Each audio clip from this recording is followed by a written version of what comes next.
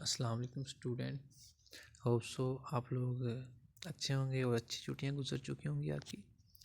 तो कल हमने पढ़ा था सेल साइकिल की कैरियोकाइनेसिस की स्टेप 1, जिसको प्रोफेज का नाम दिया जाता है। आज हम स्टडी करेंगे मेटाफेज स्टेप 2।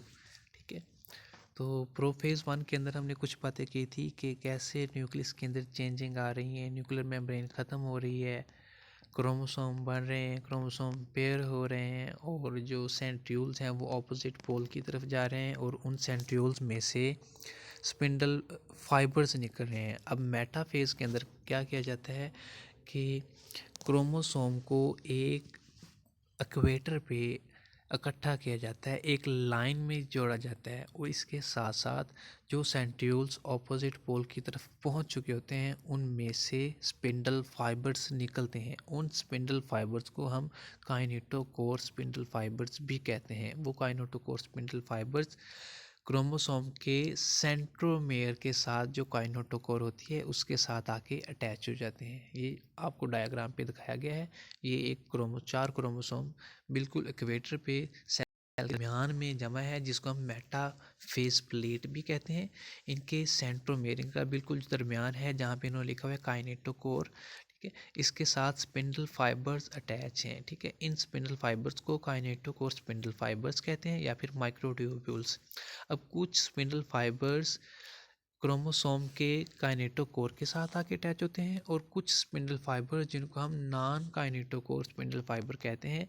यहाँ पे आपको डायग्राम पे ईस्टर्स के नाम से नज़र आ रहे हैं। ये पोल्स के ऑपोजिट डायरेक्शन में मूव करते हैं और इन थ्रेड्स को सेल मेम्ब्रेन के साथ जोड़ देते हैं। ठीक है, नेक्स्ट आ जाती है एनाफेज। एनाफेज का मतलब है कि मेटाफेज में जो क्रोमोसोम की एक प्लेट बनी थी, मेटाफेज प्लेट बनी थी, अब क्रोमोसोम अपने अपने पोल की तरफ अट्रैक्ट होंगे। ठीक है, when a kinetochore spindle fibre connect with the kinetochore of chromosome it start to pull toward the centromere. अब जैसे ही स्पिंडल फाइबर माइक्रोट्यूब्यूल्स काइनेटोकोर के साथ अटैच होते हैं, ये इस क्रोमोसोम को अपनी तरफ खींचना शुरू कर देते हैं। अब क्रोमोसोम दो तरफ से खींचा जा रहा है, एक राइट साइड से एक लेफ्ट साइड से, तो ये दरमियान में से टूट जाते हैं। ठीक है, तो आधे क्रोमोसोम लेफ्ट साइड को मूव करना शुरू कर देते हैं, मतलब एक सेंट्रियोल की तरफ, और आधे क्रोमोसोम दूसरे सेंट्रियोल की तरफ मूव करना शुरू कर देते हैं। अब इस सूरत हाल में जब क्रोमोसोम टूट चुका हो तो हम इनको सिस्टर क्रोमाटिड नहीं कहते, अब हम इनको सिस्टर क्रोमोसोम्स कहते हैं। ठीक है, तो अब ये अपने रिस्पेक्टिव पोल की तरफ या अपने रिस्पेक्टिव सेंट्रोसोम की तरफ मूव कर जाते हैं। ठीक है, तो जैसे ही एनाफेज ख़त्म होने लगती है, क्रोमोसोम अपने अपने पोल की तरफ पहुंच चुके होते हैं। ये जैसे कि आपको डायग्राम में दिखाया जा रहा है, anaphase chromosome break at the centromere and sister chromatid move to opposite end of the cell. अब हम इन सिस्टर क्रोमैटिड को सिस्टर क्रोमोसोम का नाम देंगे। ठीक है, उसके बाद होती है telophase. Telophase basically end of cell cycle है। ठीक है, एंड ऑफ कैरियोकाइनेसिस है।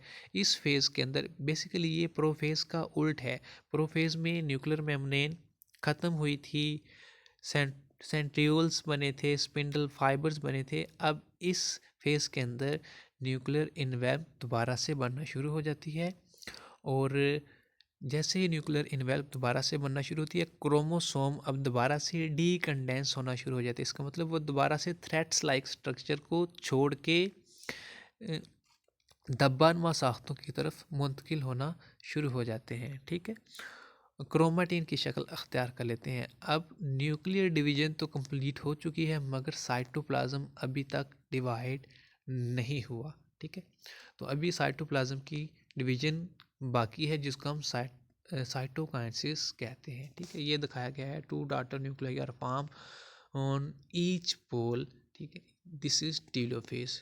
नेक्स्ट आता है जी साइटोकाइनेसिस क्या होती है। Cytokinesis is division of cytoplasm. जब हम एनिमल और प्लांट सेल के अंदर साइटोप्लाज्म देखते हैं तो दोनों में मुख्तलिफ तरह की साइटोप्लाज्म नज़र आती है। ठीक है, एनिमल के अंदर जो साइटोकाइनेसिस होती है वो बेसिकली इसको हम क्लीवेज का नाम देते हैं। अब क्लीवेज क्या होती है? क्लीवेज का मतलब होता है सेल का दरमियान में से आहिस्ता आहिस्ता एक रिंग की शक्ल में सिकुड़ जाना और फिर दो हिस्सों में टूट जाना। इस प्रोसेस को हम क्लीवेज का नाम देते हैं। ठीक है। Cytokinesis occur by a process known as cleavage. A cleavage furrow develop where the metaphase plate use to be. जहाँ पे कभी मेटाफेज प्लेट बनी थी उसी जगह पे क्लीवेज स्टार्ट होती है। सेल आहिस्ता आहिस्ता अंदर को धंसता चला जाता है और इतना अंदर को धंस जाता है कि वो दो हिस्सों में डिवाइड हो जाता है। ये सिंपल क्लीवेज है। जबकि पौधों में ये वाला प्रोसेस नहीं होता। क्यों नहीं होता? क्योंकि पौधों के पास सेंट्रियूल्स ज़्यादा नहीं होते। अब पौधों में क्या होता है? गोल्जी बॉडीज़ का लफ्ज़ आप लोगों ने सुना होगा। वो गोल्जी बॉडीज़ कुछ वेजिकल्स बनाते हैं। वो वेजिकल्स सेल के दरमियान में आहिस्ता आहिस्ता इकट्ठे होते रहते हैं, इकट्ठे होते रहते हैं और एक लेयर बना देते हैं। ठीक, जिसको हम फ्रैग्मोप्लास्ट का नाम देते हैं। तो जैसे ही ये लेयर बनती है सेल दो हिस्सों में बट जाता है, दो हिस्सों में तकसीम हो जाता है। तो ये आपका टॉपिक था।